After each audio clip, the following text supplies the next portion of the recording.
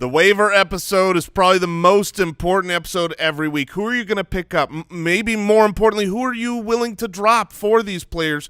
We have guys that you need to stash, guys you need to play this week. Make sure you stay tuned, and we'll figure out if a lot of these new hot and bothered storylines, are they smoke? Are they fire? Make sure you like the video, subscribe, and enjoy. Foot Clan, before we start today's show, I want to thank Mint Mobile for supporting the podcast. Look, after years of fine print contracts and getting ripped off by, quote, big wireless. Oh, big wireless. If we've learned anything, there's always a catch with big wireless. Oh, big wireless. And then I learned about Mint Mobile. And then I checked out Mint Mobile, and I learned that it was $15 a month. And I thought, that's a lie. There's a catch. And then there wasn't one. And then I realized that they are the first company to sell wireless services online only so that you get extra savings. And so they offer premium wireless for $15 a month. All plans come with unlimited talk and text and high-speed data delivered on the nation's largest 5G network. It's almost too easy, by the way. You just get the SIM card, you sign up, you activate it, you can keep your phone number, and if you're not happy, they give you a 7-day money-back guarantee. So to get your new wireless plan for just $15 a month and get that plan shipped straight to your door for free, go to mintmobile.com/footballers. That's mintmobile.com/footballers. Cut your wireless bill to $15 a month at mintmobile.com/footballers.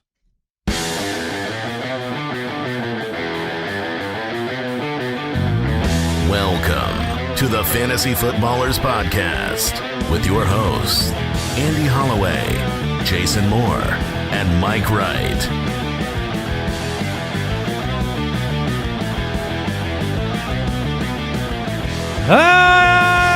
Welcome in.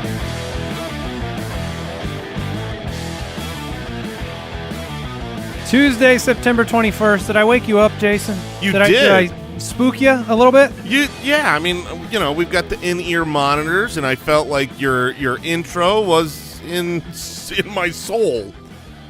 Sometimes I don't know how loud it's going to come out, and a little louder today than I thought. You're trying to bring up your compadre here. Trying to wake him up, bring him back from. Did I wake you up, Mike? Can you wake the dead? What does dead may never die? Because I'm gone. I've left. I mean, you were contractually obligated to show up today. I am, and let me tell you this, guys. Soup's excited about 2022. That fantasy football season is going to be fantastic. No, Michael. So Jamal Williams didn't work out last night. Is that what the headline is for our listenership? No. So hot off of the Sunday night loss because of the Clyde Edwards-Helaire fumble in our Dynasty League. No, Jamal Williams did not reach the point threshold that I needed, and I am 0-2 by a combined, I think, 3 or 4 points. But here's the thing, Mike. I know. It's just you're 0-2. Fine. Yes. But you promised him he'd win. You did promise. Look, I lie all the time. It's one of promises get crazy. You know how promises be. Promises be crazy. That was Nagy, right? Yes. Oh, my gosh. Yeah, I mean, look, I know what it feels like to be 0-2. You obviously do. And a lot of people, Thank you. A lot of people listening are there. And for every Maybe not as painfully as Mike, but right, they're there. But you're fine. You are really fine. We one of my favorite things doing this show every single year are the people who are 0-4, 0-5, and then they come back and they win a championship because they don't give up and they keep going. 0-2 is just, yes. I mean, especially with your roster's fine. Yeah, it's certainly not a death blow at all. It just it's a the back-to-back Monday night catastrophes have really, really squashed my spirit. Yeah, that's true. Well, it was funny, Cardinals are 2-0, and there's a lot of local radio talking about Kyler. And this morning they were just talking about, 9 touchdowns with 2 games, in the first 2 games. And then they're like, no, you got 15 more games you got to prove it. I'm like, 15 more? That's crazy. Like, we get the extra game this year. It's a long season. That's true. which means that your soul has so much Oh, crap. tilting pain to left. go through. Yeah. Twitter at the FF. Oh, no. What, you got news? I have another Monday night player. Oh, you looked at your schedule. You got another Monday night game? What's Yeah. next week's Monday night game? Let us know who's not going to perform. It's Philadelphia versus Dallas. Oh, that's a Monday night game. Well, that's fun. And who do you Yes, have? I have Devontae Smith. Oh, no. I like Devonta Smith. He's going to have a bad game? No, he'll have a great game. Just not enough. Just not 1 point enough. short. We've got a lot to talk about today. Where there's smoke, there's fire on the show. News and notes. It's a waiver show. We'll have our streaming quarterbacks for week 3. And we'll all get through this together, Mike. I got through it with Derrick Henry, so I was fine. But, I mean, Ooh, we'll all that's get cool. through it together as a just Can I borrow him? I honestly had plenty borrow of some of those I had points? plenty of points to go around. You could have taken. I just need 2. Yeah, they're all yours. Stop being so greedy. The fantasy football community, jointhefoot.com. You can check that out, get a bonus weekly show, premium perks, access to the forums and to our Discord channels. In fact, we just opened up a public free Discord, which you can get to via our website. So if you go to thefantasyfootballers.com, look in the upper right, there'll be a Discord icon. If you use Discord, you know what we're talking about, and you can jump in there and chat with some more community members. And then if you want access to all these channels, you can support the show at jointhefoot.com. So other takeaways from last night's recap. Well, Aaron Rodgers got it figured out. I mean, Yes. 22 for 27. He only had 5 incompletions in the entire game. I believe they were all to Marquez. I mean, that if you look Sure. at Marquez, he was a goose.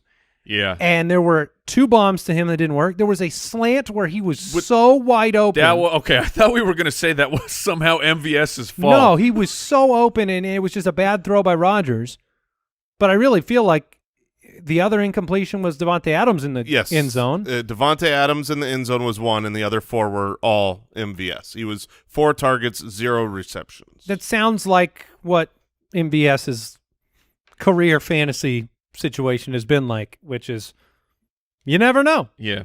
But Aaron Jones was the show last night. Holy 4 crap. touchdowns.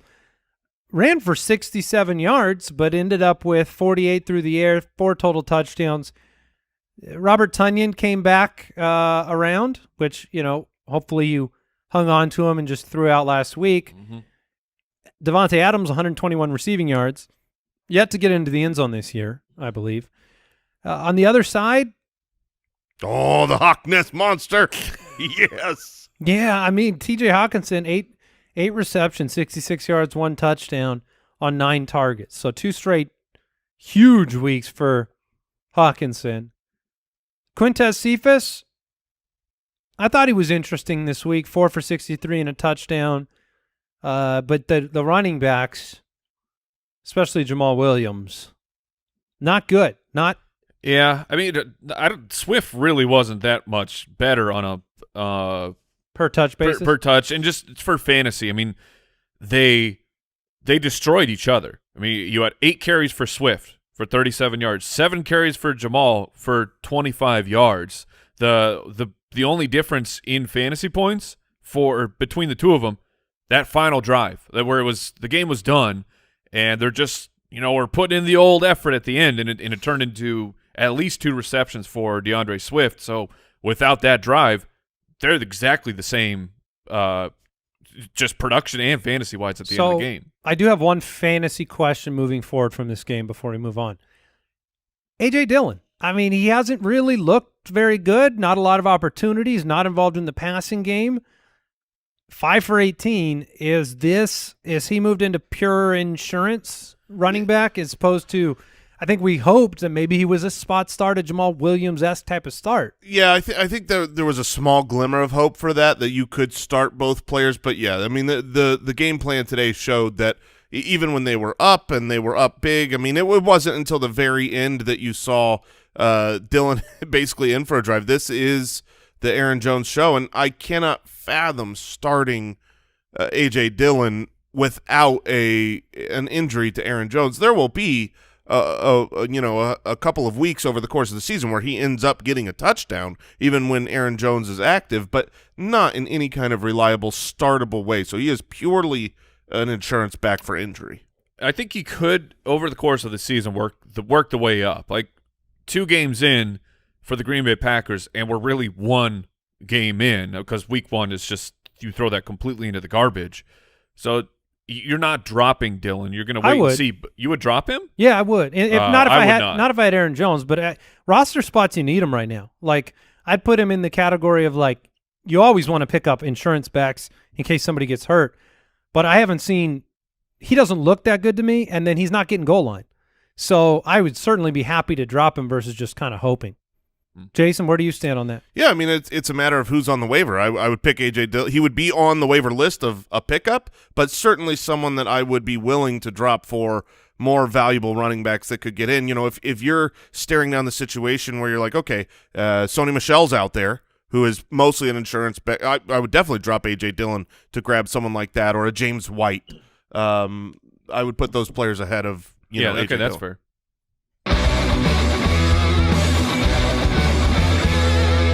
Where there's smoke, there's fire. Presented by Traeger Grills.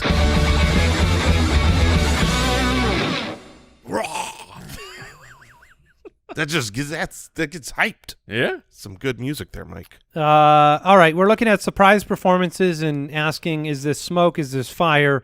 Let's start with Cordarrelle Patterson. Falcons running back, wide receiver. Running back. He is a running back on the It's depth ironic chart. that you're saying that because all his production was the But receiving. he's running back eligible. Yeah. Worth noting in Yahoo, he is running back and wide receiver eligible. He's that on Sleeper last time I saw it too. Oh, fantastic. He was the running back 5 this past week.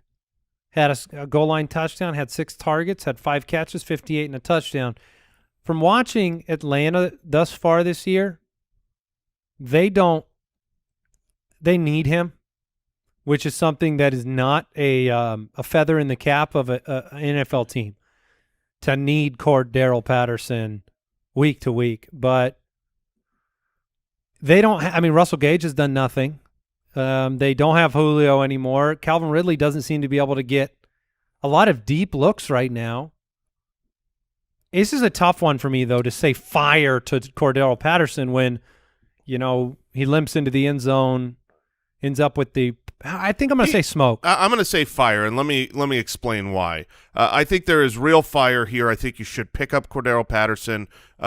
He's not someone that certainly you have to start, but in a pinch you can. Obviously, as the running back 5 this last week, didn't do anything on the ground, but you wouldn't expect anybody to have success against the Tampa Bay Buccaneers on the ground.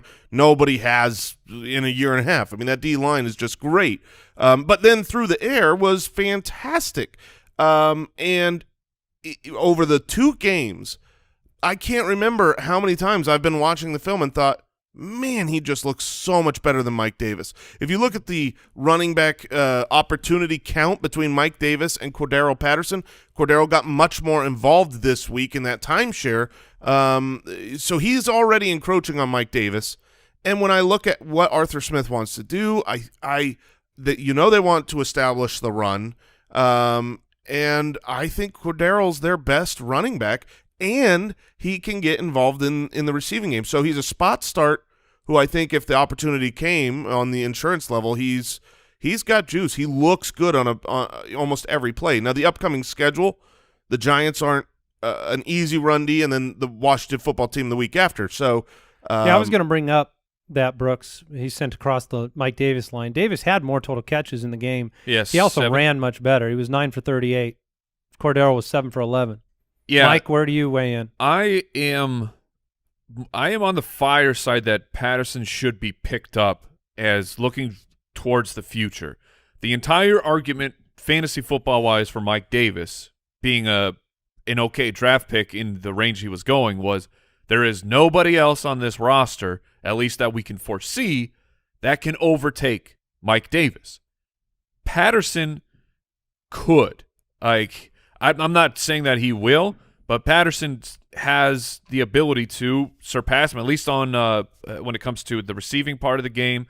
They gave him a wildcat quarterback snap. No, it turned in. This was like on the 5 or right next to the goal line. It unfortunately turned into a fumble. There was a miscommunication between Patterson and Mike Davis, but Patterson's part of the game plan. So I think that he is a solid stash where I probably wouldn't be spot starting him, but I think that he is a player that when you're looking towards the future, having him on your bench is a good play. We said to pick him up last week on the waiver show. So And like the snaps. Look, you need bodies at running back. So Patterson is definitely worth paying attention to. I just don't know. I guess I'm having a hard time defining what fire and smoke means on this one. It doesn't mean picking him up, right? Doesn't it mean? I think it just means is he for real, or is this completely a mirage where he's not going to be involved? This was just he got the 2 touchdowns and he's not really a part of the offense. He is. It's what Mike said. He is a part of their game plan. You know, they had 2 carries inside the 10. Both went to Patterson.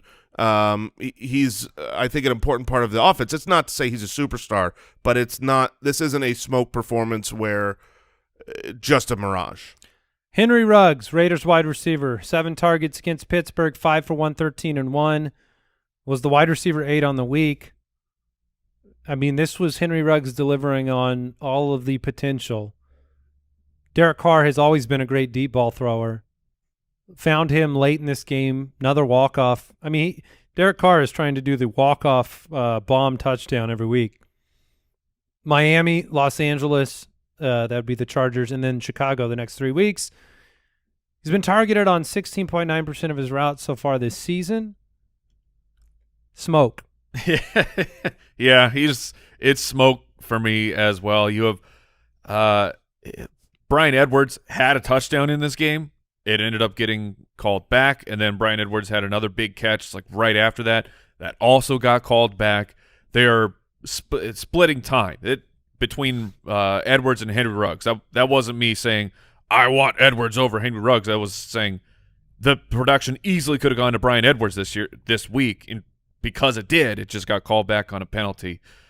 Ruggs came through with the deep shot this week, and he's not a terrible play, but I haven't like elevated him in a tier or anything in my rankings or where I'd prefer to start somebody. Yeah, I mean, you're going to need the big play, which you got in this game, and you're going to get a handful of times. Love him in best ball because that's the type of player he is. You take away the 61-yard bomb, which you can't, but if he doesn't connect on the deep ball, then 4 for 52 is you're disappointed. Fine. So I think that I think this is mostly smoke. It's not something that I think will happen on a week-by-week basis, and he is someone you could start in the hopes, like Jalen Reagor. Right. You could start him in the hopes. He had a bomb touchdown that was called back because he just barely stepped out of bounds. You'd be looking at these 2 players pretty similarly. McCole Hardman's another example. Exactly.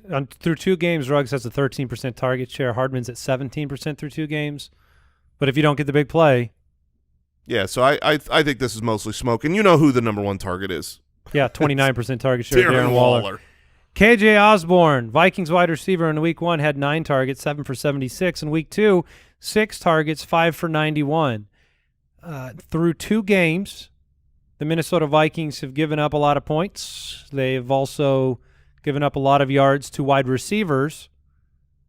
That is my way of saying this offense is probably going to have to throw the ball the rest of the year, and Osborne looks like a Russell Gage of last year type of pickup to me, where you could probably start him in a PPR format and not get goosed ever. There are just things I love and things I hate so much. I have a real hard time with KJ Osborne. I love that he is a second-year player who has looked good on the field and is involved. He's running enough routes. He's on the field enough. Do you remember when he dunked on Hakeem Olajuwon?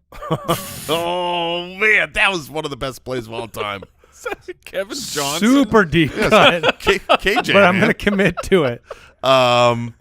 But the problem is, I just like he's really, really good. And if Adam Thielen, as the course of the season goes on, starts aging out, you've got this opportunity ahead of him. So there's so many things I like, but in the end, this is a team that desires to run the ball more, and this is their wide receiver 3. Like, Andy, you've talked about over the last couple of years, sometimes you have a hard time really buying into the wide receiver 2 on a team. You want that 1. You want that alpha. The 3 is like just it can happen. Sterling Shepard over KJ Osborne rest of the season? Yes. Yeah. Okay. I would call this like this is a fire. I don't know that I can cook with this fire, but I can. It's a simmer. I can warm my. Oh yeah. Yeah, you're simmering here. You got a good soup. Absolutely. Yeah, I can get the soup. You started the year with just cold. Yeah. We're working our kindling. way There up. was nothing warm about KJ Osborne. You're not just smoking the water; you're boiling the water. Yeah. But it's the big bubbles or little bubbles? little bubbles. The simmer. And because the sample is so small, but I don't like seeing the 81% of snaps drop to 59. There you go. Where if it had held, Conk. if it had held in the 70 range, I would increase the flame size over here. But Okay, so smoke. That's a smoking it? simmer. It's, Yeah. Sorry, KJ. All right, that was where there's smoke, there's fire, which we struggled through. Presented by Traeger Grills. Put a Traeger wood pellet grill on your starting lineup. Make every game day more delicious. Head to Traeger.com/footballers to discover just how simple wood-fired cooking can be.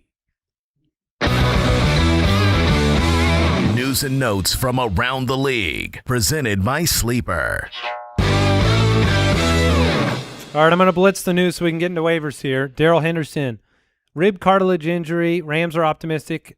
We'll be checking in on him Friday. It's going to be a watch him all week. Yeah, and this is tough. Like, this is a tough situation because you can play through this pain, but when you have that, are you going to get the 90+% of the work again, or does Sony Michel get more involved? This is not great for fantasy. 49er running back news. Kyle Shanahan said Elijah Mitchell, day-to-day. All right. JaMychal Hasty, high ankle sprain. He will be out for a while. You also have the concussion protocol for Trey Sermon. And then the team picked up Jaquez Patrick this morning. Now, they signed him off the Bengals practice squad. So what that means is that he has to be on the 53-man roster, and he will count against the 53-man roster for at least 3 weeks. So this is not a go pick up Jaquez Patrick, but this is bad news for if you're hoping that these ancillary running backs, this group of running backs that all got injured are like, maybe they'll be okay.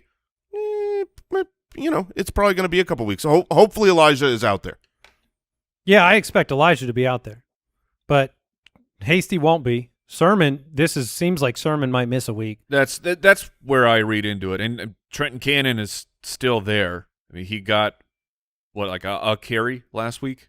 Yeah, I know the different people are worried about Elijah, but if he plays this week, he should be the guy. Absolutely. I mean, I'm not worried at all. I loved what I saw last week, other than the fantasy finish. Like the process was sound. He had all the carries. He was the main running back there. He even had the touchdown that was called back. I'm not worried if he's active. Man, that was a miracle callback too, because he was in the pile, underneath the pile, and they called it a touchdown on the field, and you never have a camera angle. And somehow they found picture. it through like 3 legs. When they showed the picture of like, oh yeah, this shows that he didn't cross the goal line, I could not. I was like, where is the ball? Where is they had to circle him, and then it's like, oh my gosh, those are geniuses finding this photo. Josh Jacobs is, quote, very questionable to face the Dolphins in week 3. So you're not playing a Raiders running back. Correct. Derek Carr underwent an MRI. John Gruden said he thinks he's going to be able to play. That's what I think too. Yeah, he'll play.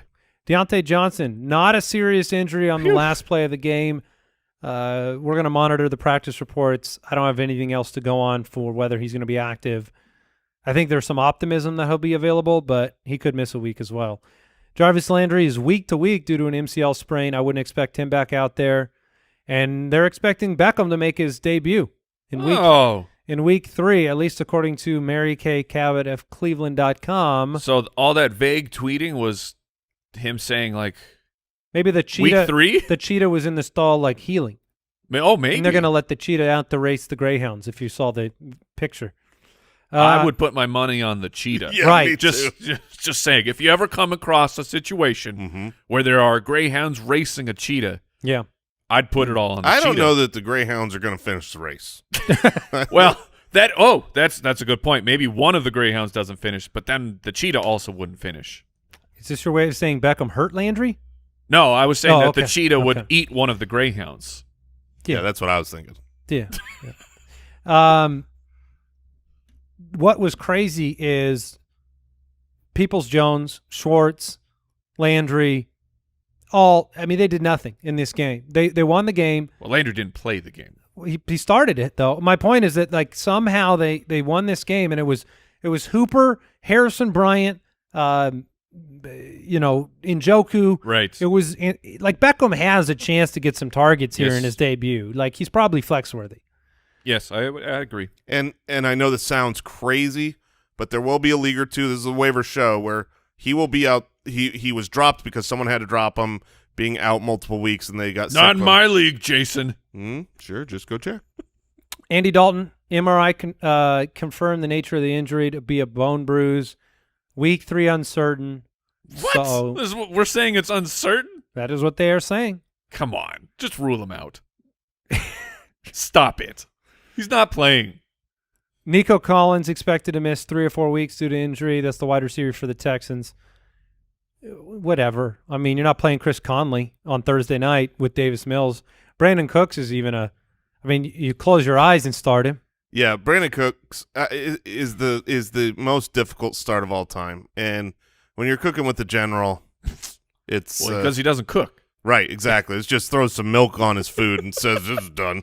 Zach Ertz, COVID list. Now, He's vaccinated, so he could potentially be back. they're the Monday night game. Yeah. So what's hard there is like if you're looking at Dallas Goedert and saying, ooh, he could be a great start this week, because Ertz will be out, you don't know going into Monday. At least I do. Goddard is probably one of those players. If you have him, there's most likely not a better option, even if Ertz is active. So you're probably just going to still be sticking with him. He was an inch away from a touchdown this last week as well. I have that situation though. You do? I have Noah Fant and Dallas Goedert. Well, either way, I'd be starting Fant, wouldn't you? Not if I knew Goddard against Dallas on Monday night was all alone at the tight end position. No, I'd be playing Goddard. Yeah, that's fair. That was today's news and notes, brought to you as always by Sleeper, the leader in breaking news alerts. Download Sleeper, join their breaking alerts channel. It's faster than every other source. And Foot Clan, before we get into these waivers, want to thank today's sponsor, Simply Safe. Fellas, a big news from our favorite home security company. Simply Safe has just launched their new wireless outdoor security camera. That's right. You hear that, Brooksy? Yeah, now you got the wireless camera out there. The system that U.S. News and World Report names the best home security system of 2021. It just got even better. It's an ultra-wide 140-degree field of view, so you can keep watch over your entire yard. It has a 1080p HD resolution with 8 times zoom. It means you can zoom in and clearly see things like faces, license plates. You're going to get the evidence you need. Simply Safe is keeping you safe. They've been a long-time sponsor of the show. They've been a long-time security provider of our goodies here at the Fantasy Footballers headquarters. So we not only are they a sponsor of the show, we personally use them. We personally endorse them. They've been great. To learn more about the exciting new Simply Safe wireless outdoor security camera, visit simplysafe.com/footballers. What's more, Simply Safe is celebrating this new camera by offering 20% off your entire new system and your first month of monitoring service free when you enroll in interactive monitoring. Again, that's simplysafe.com/footballers. And we want to thank Head & Shoulders, because Head & Shoulders Scalp Shield technology is never not working. To give you up to 100% dandruff protection, even between washes. I used it this morning. Right now, I'm not washing my hair. Still working. Oh, It's never not working. And we're never not working. Make sure you check out Thursday's show where we do our never not working segment. We're going to talk through some of the players that late in the week you want to stash and grab, do that IR switch, plug someone in. So thank you, Head & Shoulders, for helping us out there. Regular use of Head & Shoulders Scalp Shield technology provides continuous, invisible shield of protection against dandruff, itch, and dryness, renewing your protection every wash. Get up to 100% dandruff protection that's never not working. With Not working. With Head & Shoulders Scalp Shield technology available at Walmart.com. Put me in, coach. The thing about the security system is it protects you from without, right? Like from everybody beyond here. But Owl he works here. And I don't know whether it can protect us from him taking stuff. Well, we have cameras that we could see him. Oh, yeah, he did that. Yeah. Waiver time. New article on the website. You can check that out. Matt DeSorbo over there looking at data since 2015. thefantasyfootballers.com. Check it out.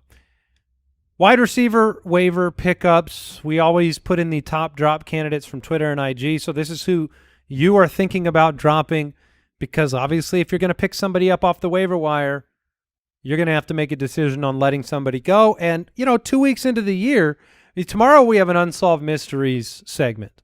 We're going to look at some of the trends or could be trends that are forming in the NFL.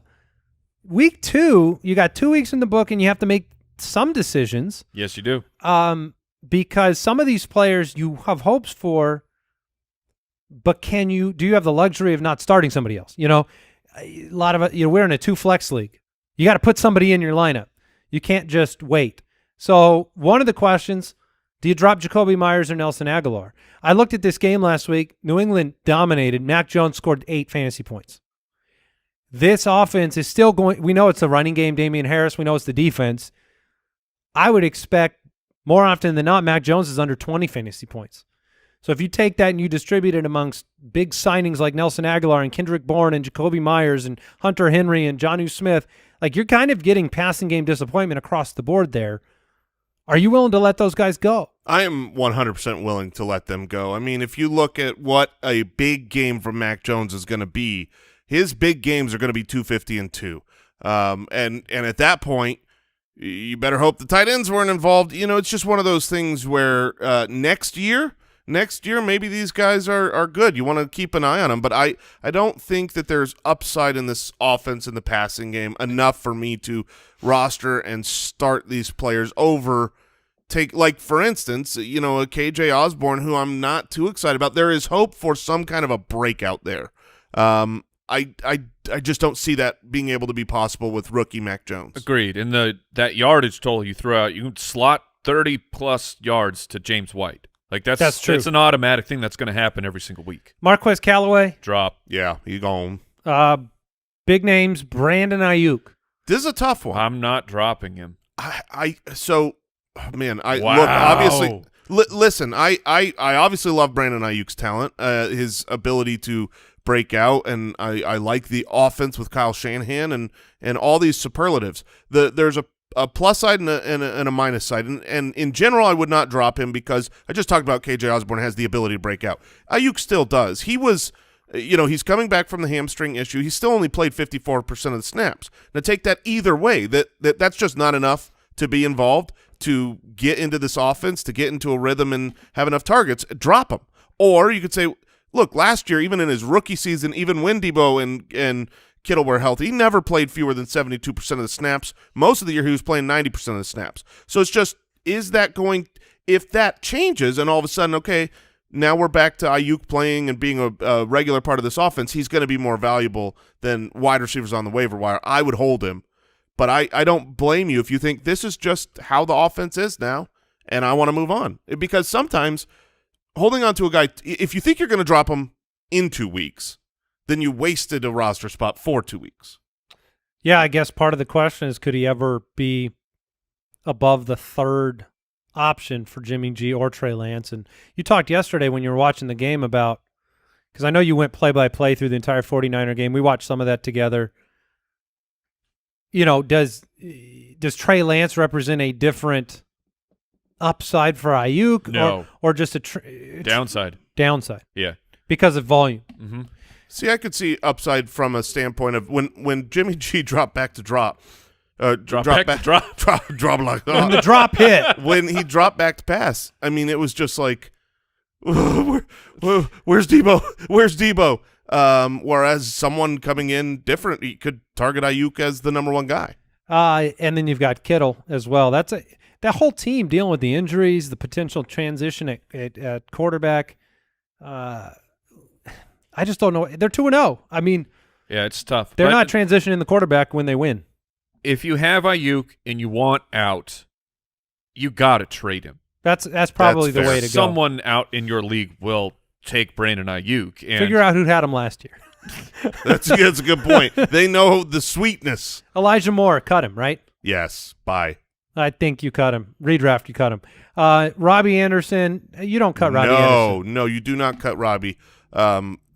He is someone that you could throw on a flex play. He had 2 deep targets this last game that just didn't connect. He's going to have his game. Absolutely, and the air yards were there this last week, even with clearly being the DJ Moore show.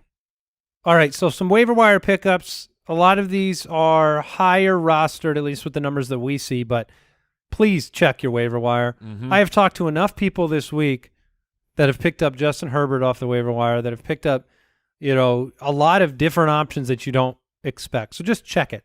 Marvin Jones had 11 targets. I believe he was the wide receiver 19 2 straight weeks. If you believe that Trevor Lawrence is going to continue to improve over the course of the year, he has Arizona this week. Marvin Jones needs to be played.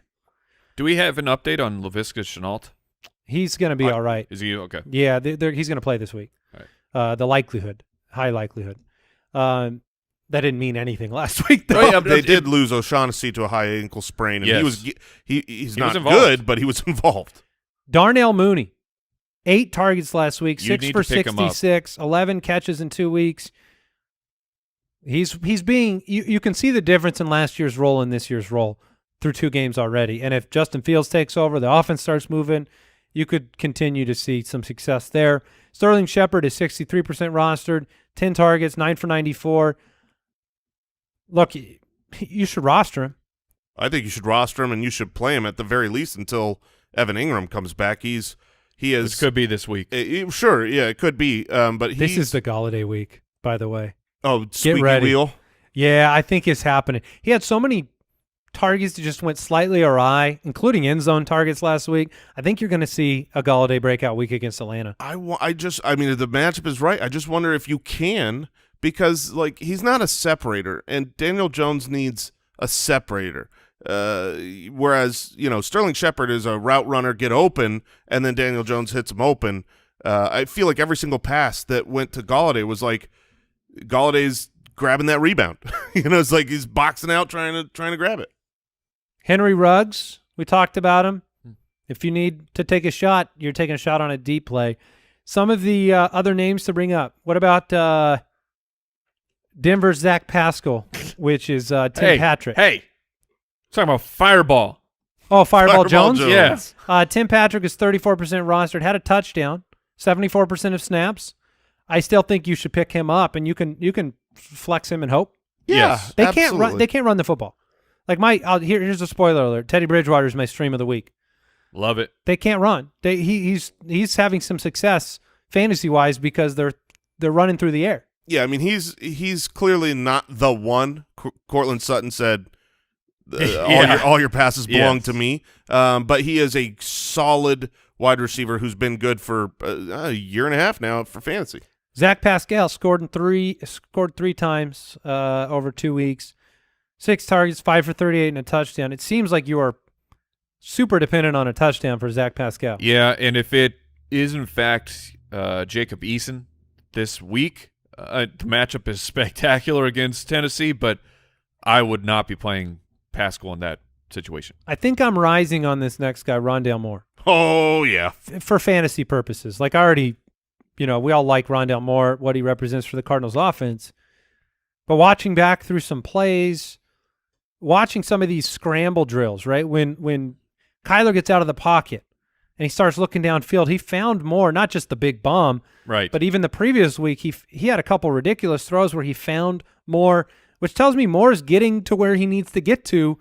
He's got so much shimmy, so much shake. And he can do even more. Hey-o! Week 1, 29% snap count. Week 2, 46% snap count. Goodness gracious. He still was not on the field half of the game, and he's becoming more and more important to the offense. So this is the number one He's waiver. my priority ad, He too. is the number one. That makes three of us. Even including the running back position. Now, he's not available in half the leagues. He's available in half the leagues. Hopefully, this was a pickup we talked about last week. Hopefully, he's already on your roster. He was our stash alert. But the point is, not only does he look great as an electric rookie on a high-powered, fast-playing offense, but he has not – you can see the path to more work. Yes. Did you guys see the and look, more. It's 100% narrative, and it destroyed us so far with Clyde.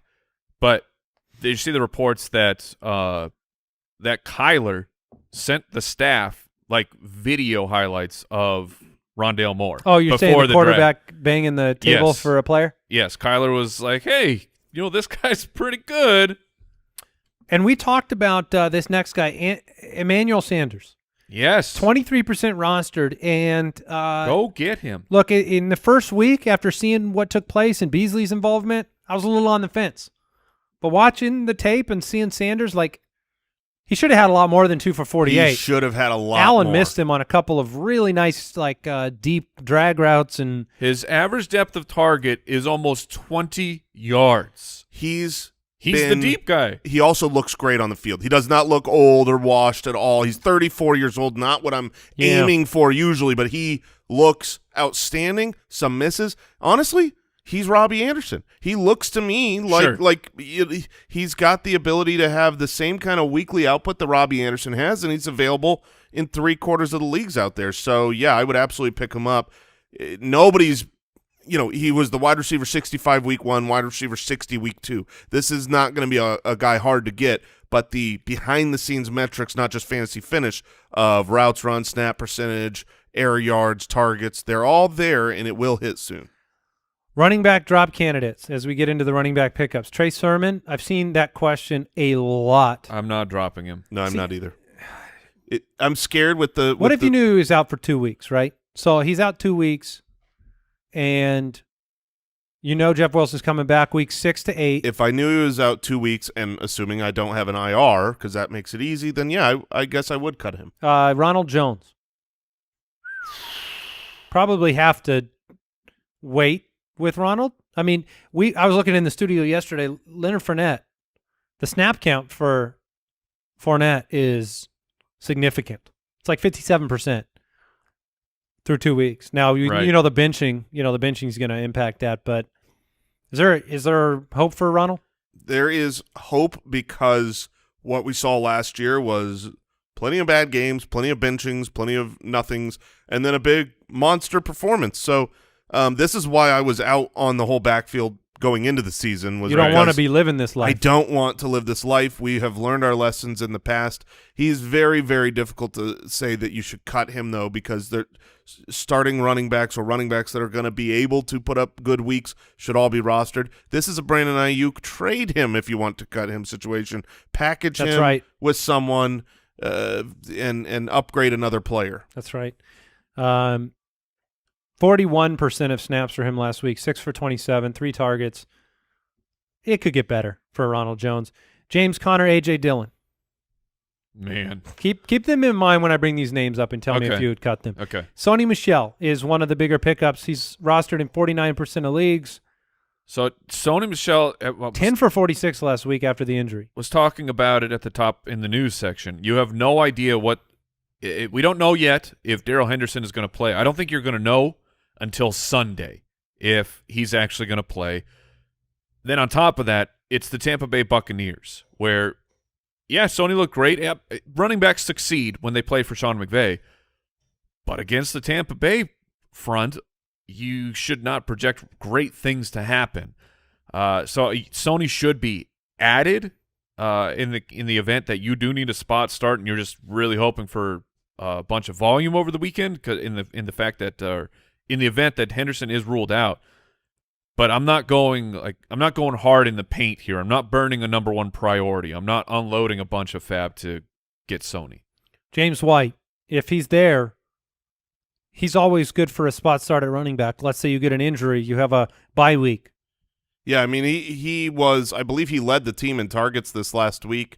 James White is someone that should be rostered in 100% of leagues. Yes, he should. He is unrostered in 50% of leagues, so absolutely pick him up. He was the running back 14 this last week, and that included a rushing touchdown, not a receiving touchdown. What about this next guy that gobbled 44% of snaps?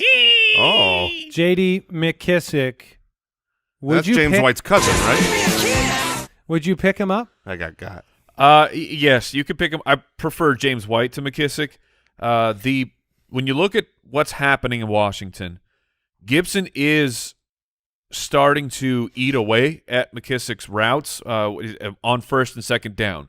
Now, the 2-minute drill, yeah, that's going to be all McKissick. I don't really see a world where that's changing this year. So he has some value. You can't expect 6 targets to turn into 5 for 83 on a weekly basis. He had a incredible deep shot towards the end of the game.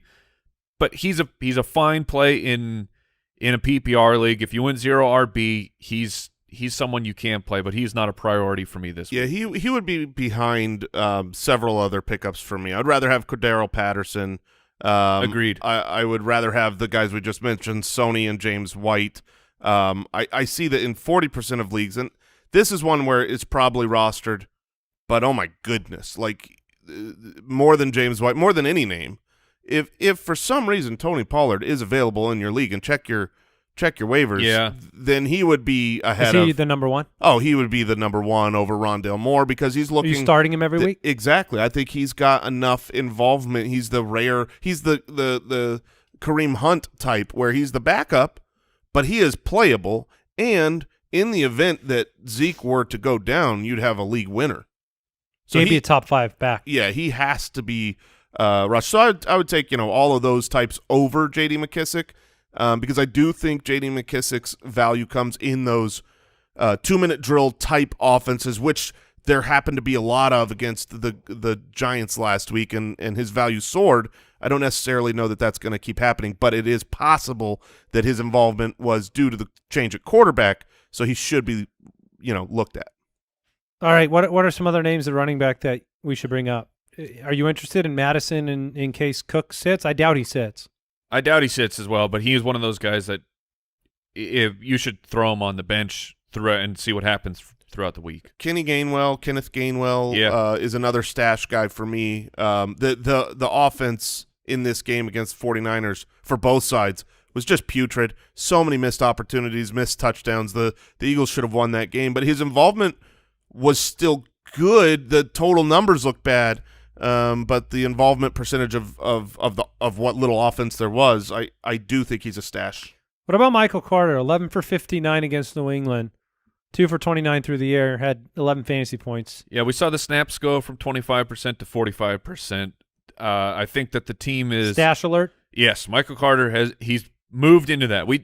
He wasn't someone we liked in the draft season because we knew it would take some time, and people get frustrated with draft picks, so they drop them. And Michael Carter, go check your waiver wire. But we're getting to that point where I think the team is seeing that Tevin Coleman should not be on the field if you want to have positive things happen for your football team.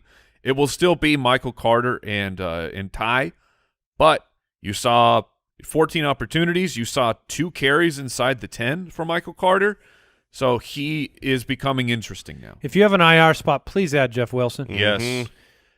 Jeff Wilson will have every chance to be the majority back when he returns from injury. Yes, he will. He has the adoration of the coaching staff and a history of being involved in the passing game. And Scrub's ahead of him right now. And he had 4 top 10 running back weeks. Did you just call Eli Missile a scrub? Yeah, I mean, this Eli. Yes, I did. I apologize. To nothing. No, you apologize to nothing? That's right. Nothing. I'm so sorry. Like the nothing from Neverending Story? That's right. Okay. All right. Tight end pickups. Austin Hooper, 5 for 40. They need help in the passing game. They have Chicago this week. You could do worse than Austin Hooper. He's not going to goose you. They don't have enough pass-catching options. Dalton Schultz, no. Yeah. Tyler Conklin, no. Do we have tight ends to pick up, Brooks? Not really. That's why what I'm learning. Well, that's there's- why these names are here. What about Max Williams? You want to chase? He's a 0% rostered and just had 7 for 94 for Arizona. Max Williams at least gets the Jacksonville Jaguars where you could easily, throw all over him. But no, I'm not. I want to bring up Pat Freiermuth because the Muth was Luth. He had 4. That's the only reason you want to bring him up. That's the only reason. He did not do enough to warrant a pickup. Absolutely, he did not. But the Muth is Luth, and say it with me, people. You'll have fun. Watch the Steelers game, and when Pat Freiermuth gets Luth, you're gonna enjoy it. I do still think he is an exceptional talent, and over the course of his career will be good. But not this year. I think over the course of the season it could happen. I would say so if Big Ben didn't look like Grandpa Ben. He's done. Are you playing Claypool or are you playing Freiermuth? Claypool. Deontay? Juju? Well, Juju, but none of them are Ebron? Najee? I think I would play genuinely. I think I would play Freiermuth over Ebron right now. That's only because the Ebron isn't rhymable with. I'm pretty sure that Pat started. He had 59% of snaps. Ebron he was 4 for 36. We can't talk about him anymore. Ebron's getting phased Go out. pick up Jared Cook instead. Yes, All Jared right. Cook. Go pick up Eric Ebron instead. No, You I mean would- Evan Ingram? Evan Ingram, not Yes. Eric Ebron. Yes. Um, Jared Cook and Evan Ingram are the two pickups. Evan Ingram could play this week, and if he does, he is certainly in this landscape of and of Daniel garbage. Jones lover over there. You talking about the quarterback 4 on the season? You bet I am, Mike. Let's not spoil anything here. Oh. Ooh. Yeah, Mr. Beauregard. but Jared Cook was disappointed to a lot of people. They picked him up Yeah. to stream him. Maybe they had Mike Gesicki week 1, and they're like, oh, let's go with Jared Cook, and he disappointed. You guys are talking about yourselves, right? Well, I did actually go from yes, exactly. Okay, just making sure. But Cook was fine for this level of garbage tight ends, and he had a touchdown call back. Don't just go, oh, that didn't work, and pivot to. You know who else had a touchdown called back? Donald Parham, Oh, that's right. a long one. So the tight ends being used. I mean, considering the top 10 involved Foster Moreau, Max Williams, Jack Doyle, Ricky Seals-Jones, Dawson Knox, it was a disappointing tight end T.J. week. Hawkinson. Yeah, man. We didn't really talk He's about looked that. great. That catch was great. If you have we're only 2 weeks in, but I would buy high on T.J. Hawkinson if you could. I don't know that you can. I don't know that you can, but maybe you could. Mark Andrews. Now, here's the big question. Give me Hawkinson. Yeah, I would. If I agree. That's what I'm saying. Like maybe you could send Andrews and somebody for Hawk. If you have Andrews or if you have Kittle, I would. Oh, I know that, so this is my you question. could get to him you. for Kittle. This is my question to you. If you had George Kittle, would you go offer him for T.J. Hawkinson right now? It's 2 weeks. Are we overreacting? I would rather have Hawkinson. I would rather have Hawkinson. Give me one more week. But that answer is why you might be able to get him. Correct. Straight up. Correct. Defensive streamers this week. Denver has the Jets. If you would like the Zach Wilson interception experience. Yes, please. The The Panthers. Oh, my goodness. Panthers defense on Thursday against Houston and General Mills. Prime time against a rookie, and their defense. Prime time for crime time. I was showing Andy. Panthers going to do bad things. Yeah, over and over. I believe that the Panthers defense is for real. Yeah, you were watching the game yesterday, and consistently 4-man fronts were getting to the quarterback.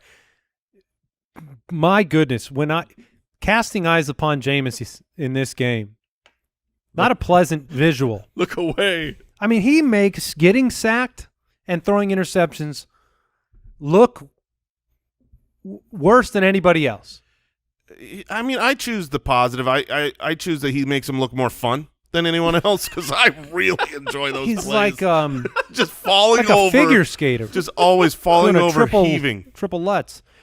Cardinals take on Jacksonville. Yep. You could try to the Cardinals this past week, if you want to know the defensive story, like in week 1, they were incredible against Tennessee. Shut down Derrick Henry, pressure, sacks. Bad start in this Minnesota game, but they did get it fixed over the second half of this game. And the second half was a lot better on defense. So Jacksonville, opportunities for turnovers, sacks. There's a lot to like there. Yeah, I mean, we talked about Mike Zimmer coming off a loss. He's a good coach. He had the tape on Arizona. You had Kirk Cousins, a very veteran quarterback, coming out, getting rid of the ball quickly. This is Urban Meyer and rookie Trevor Lawrence. Yes. So, yeah, I think there's going to be a lot of sacks and sack fumbles. And the Raiders against Miami. Go ahead, Mike. That's all I was going to say. We need to make sure you mention the Raiders as a streaming option against Miami, against probably Jacoby Beef Brisket Brissett. Yeah, the waiver wire summary article by Lauren Carpenter is up on the website pretty soon after this show if you need to get an update and summary of everything that we broke down. Let's talk quarterbacks. Full stream ahead. Well, I said it earlier. Teddy Bridgewater against the Jets. I like your two streamers a lot. He's been okay. I mean, week 2 is the quarterback 10. Jets are allowing a 71% completion rate. They're the 4th worst defense grade-wise, and the Broncos haven't been able to win on the ground enough. Like, you had the big Melvin Gordon run, but other than that, it's been kind of tough sledding. Mm-hmm. And Bridgewater has weapons. He's going to have Sutton and Patrick and Hamler and Fant, and he's going to do some things to the Jets. Yeah, my streaming start of the week is the New York Giants running back 1, Daniel Jones. Oh, man. Who has been awesome. He had, over 20 fantasy points both weeks, almost 30 this last week against the Washington football team. If you use our Stream Finder tool on the fantasyfootballers.com, you could see that Atlanta is the 32nd best so far through 2 very weeks. Nice. Yeah, they're very good at being bad, averaging 29.1 fantasy points allowed. You saw Jalen Hurts run all day on them. And I think Daniel Jones will run all night on them. Yeah, I like it. And the name I'm about to bring up, you're probably wondering, why have we not talked about him yet? But I want to say, if it's just this is a 1-week thing, I would prefer Daniel Jones. But Justin Fields needs to be picked up. He's already pretty highly rostered, still coming out of the draft season. The matchup against Cleveland, it's not my favorite. But I went back and I watched all of the Justin Fields snaps. He played much better than his stat line. You had Allen Robinson dropped a touchdown. You had Darnell Mooney dropped a 20 to 30-yard pass. It hit him in the hands. Justin Fields had a run where he caught the edge and he just stepped out of bounds, and he might have been able to get into the end zone had that not happened.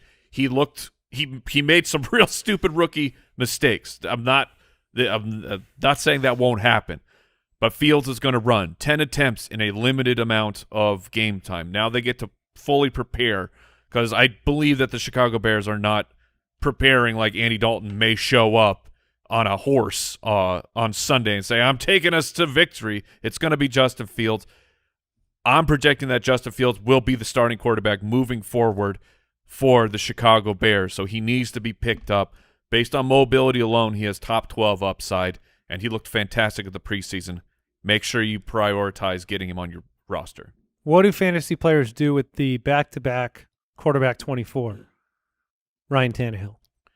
Yeah, a lot of the questions I've been receiving about Tannehill are about that, and my suggestion is hold. Week 1, similar to the Packers, I'm throwing that out for the Titans. This past week, they ended up having to come from behind, and Henry was the one who did that. A.J. Brown was terrible.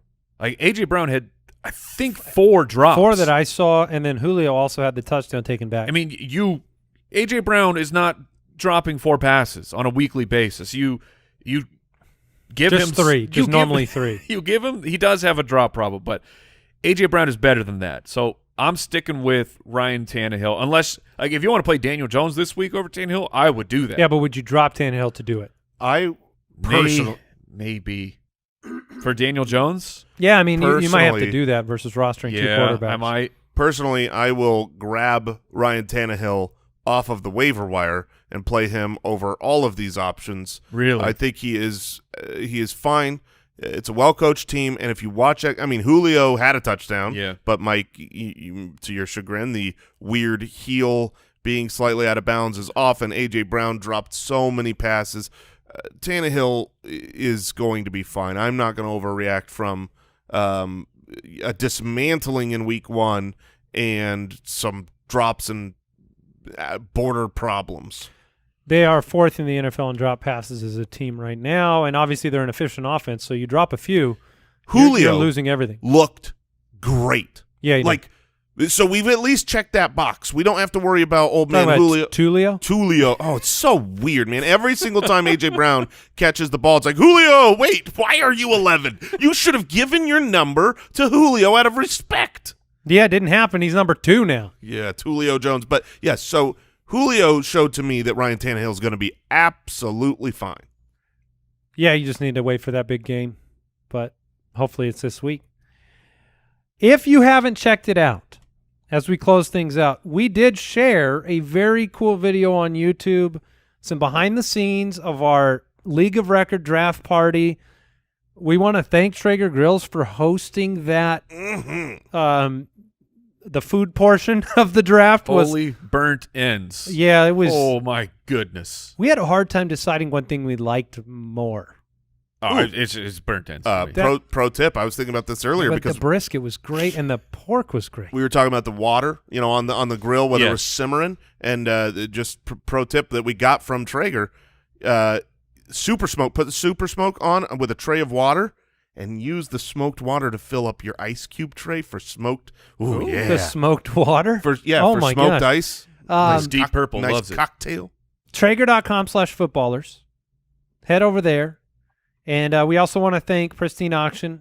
You can check out their hundreds of daily sports memorabilia auctions, including a very large one, which is a Derrick Henry signed jersey. That jersey, you don't have to pay extra for shipping on that, even though it's 5XL. Derrick Henry. $62 ins tonight. Use the code BALLERS for a $10 credit. Unsolved Mysteries on tomorrow's episode of the podcast, where we look at some trends forming. It'll be a fun show. So you should listen to it. Listen to it. Good luck on the waiver wire. We'll see you tomorrow. Goodbye. Thank you for listening to another episode of the Fantasy Footballers Podcast. Join our fantasy football community on jointhefoot.com and follow us on Twitter @TheFFBallers.